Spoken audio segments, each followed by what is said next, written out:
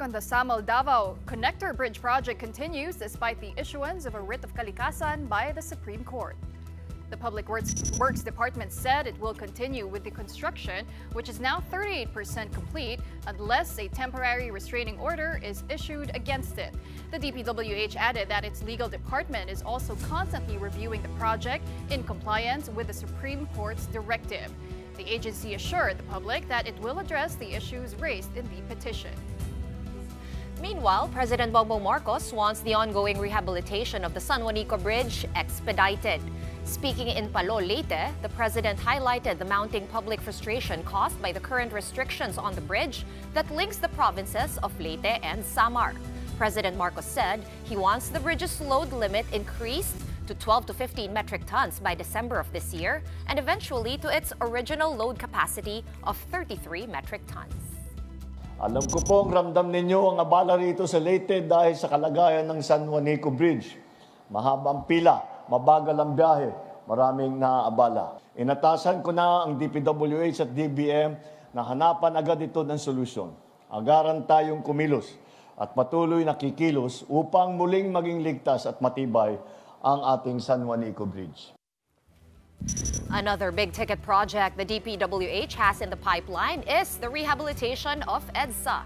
The initiative has been suspended by President Marcos, who said that he wants more options explored to make the rehab shorter. Estimates place the EDSA rebuild project's completion in 2 to 3 years. DPWH Secretary Manny Bonoan said they continue to look for technologies that can address this and that he plans to propose to move the EDSA rehab to next year. And now let's hear more about the DPWH's plans for these key projects. We have on the show tonight the agency's Assistant Secretary for DPWH Operations, Loretta Malaluan. Good evening to you, ASEC. Welcome to the big story.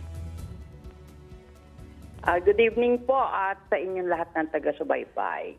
Marami po tayong pag-uusapan. Unahin natin po yung Davao-Samal Bridge update. We understand construction is still ongoing dahil po ba walang tepo ang Court of Appeals sa Cagayan de Oro? Ito po ba ang dahilan? Yung pong sa Samal Bridge project po ay tuloy naman po ang ating ongoing po yung ating project. Dahil po nag-issue ang Supreme Court ng writ of kalikasan, hindi ho ba ito susundin ng DPWH? Pinag-aaralan po ngayon ng aming legal service po yung tungkol po dyan sa naging decision ng Supreme Court.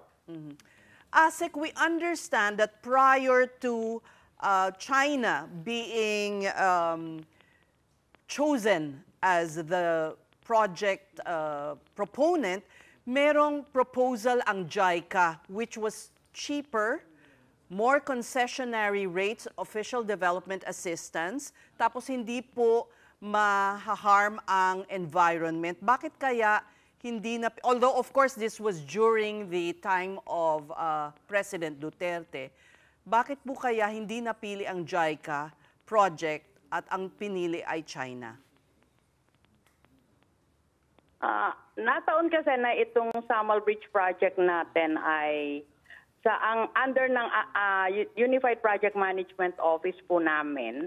Hindi ko lang po alam ang naging talagang dahilan kung bakit ang China ang napili instead po ng JICA. O sige po, dumako na lang tayo po sa San Juanico Bridge. Kaya po ba na magawa ng DPWH ang marching order po ni Presidente na itaas na agad-agad sa 15 tons ang pwedeng makarga ng tulay?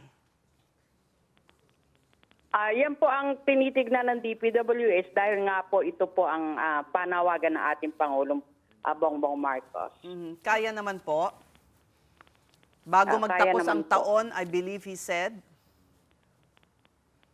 Tinitignan po natin yan na talaga pong matatapos natin. Sana po kasi alam naman po natin na medyo tag-ulan na rin po. Pero susubukan po namin at kakayanin na matatapos po. Ayon po sa instruction ni Presidente Bongbong Marcos. Engineer Malaluhan, binanggit rin po ng Presidente na 500 million pesos po ang inalot niya para po ma-achieve itong 12 to 15 metric ton load limit ng San Juanico Bridge. Ang tanong, sapat po ba yun? Dahil medyo mahaba po kasi yung tulay. So kasya po ba ang 500 million pesos? Depende po kasi sa magiging... kasi po itataas natin yung tonnage po sa 15 ano. Pero palagay ko naman po ay sapat na yon para po ma-attain po natin yung ating ninanais na load limit po sa San Juanico Bridge. Nasaan na po tayo sa proseso po nitong pagre-reinforce ng San Juanico Bridge? Meron na po ba kayong napiling bridge designer, engineers, consultant, contractor? Can you tell us more about the project? Meron po tayong meron na tayong consultant po at meron na po tayong consultant na naatasan po para mag-design po at tumingin nga po sa naging damage or nitong ating tulay. At ganoon din po, tuloy na po ang pagsasagawa nitong ating tulay. Para nga po